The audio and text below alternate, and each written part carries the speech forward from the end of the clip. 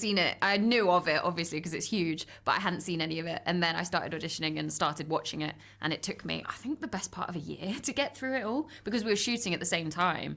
And so we were watching sort of an episode a night. And there's a lot of seasons to catch up on. A lot to get through. Yeah, but it was worth it though. Yeah, I didn't know. I knew about it when I moved to America because someone told me, like, "Oh, you're Scottish, you must know Outlander." And I was like, "What's that?" And I actually remember going to one of these like Highland Games. I was living in Florida at the time, and it was like the Central Florida Highland Games, and I had my kilt on, and then Americans would come up to me and be like, "Are you actually from Scotland?" And I was like, "Yeah, I am." And like, wow. And then like they took me to like an Outlander booth, and there was like this like life size cutout of Jamie Fraser, and this must have been, I don't know, like they're probably in season 3 at this point, so it was like just like really kicking off. And I remember like, oh, that's a cool thing. So that was like the first time I kind of discovered it, and then made it my goal to try and get on the show. Like everyone had kilts on, but they had like these American style ones where they had pockets on them, which I think, you know, I'm quite open. I'm an open guy, but kilts shouldn't have pockets on them. And they even called them like utility kilts. That was the name, utility kilts.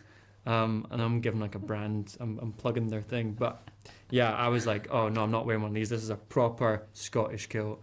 None of that, please. Did you not have pockets in your costume? Mm-mm. Really? Mm-mm. Where'd you keep your phone? In my jacket. Oh yeah, he just wedges it under his arm. Yep. Yeah, well, something as very simple as back in those days, you weren't supposed to point. Pointing was a thing. So, like, you know, if someone was like that, I think it was just very, very rude, and it was more than frowned upon. Like, it was very, very bad manners and a sign of lower class, I think. You know, so you just weren't meant to do that. So, whenever you're in a scene and you have the instinct to like point to someone, I always had to like check myself and find other ways to try and gesture with that, as opposed to doing that. So, and even like with a hand, you know, that's a little bit more acceptable, but it was like mostly the finger. That was a big surprise for me, yeah. Was that in the etiquette book? It was. They gave us a book of etiquette rules at the start of the show, which was really helpful. Yeah. Because, yeah, you don't realise that so many things we do today are modern mannerisms. Yeah. It's mostly like hands by the side, which is quite an interesting challenge as an actor, because you want to do all these things, but you really had to try and rein it in. And there is freedom in places where you can do that, but for the most part, you know, it was kind of buckled up like that. And no hands in pockets. No hands in pockets. No pockets. Easy. Utility kilt. Yeah, definitely. I think that it was nice to watch the show and sort of find little nuggets of information about the characters, you know, references to them, but on the whole, they were largely unknown, and so that there was definitely a lot of freedom in that. And I think they mostly come from the writing, the excellent writing. I think the team have done such an amazing job of creating these really three-dimensional, complex, flawed characters who are so much fun to play.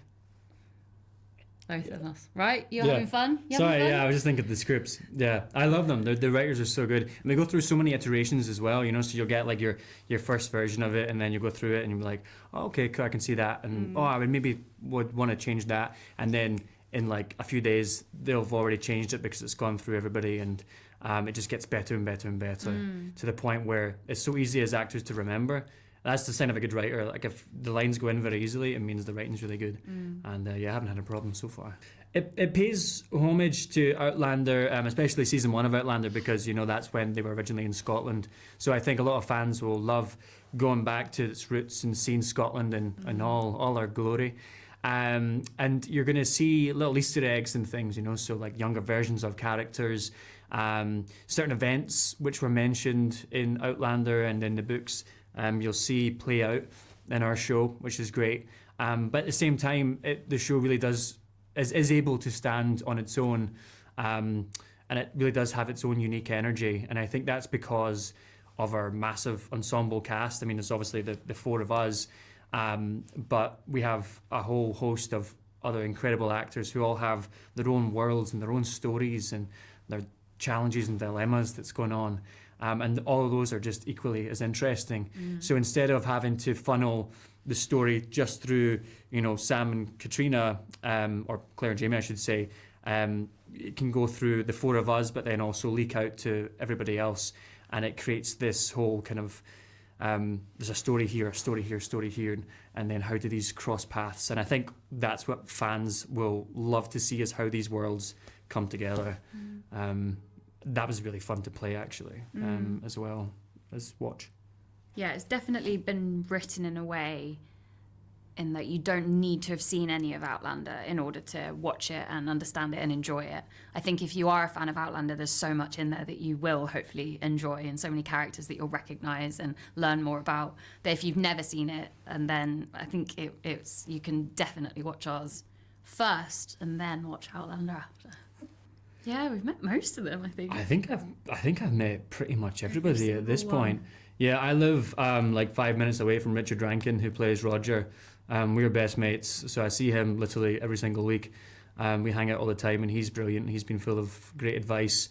You were just mates enjoying with it. Charles as well, weren't you? And Really good mates Charles, with I miss till he Charles. moved He's back in Canada now. But when they were filming the last season of Outlander, and we were doing our season, we're all living, in the same kind of a close radius.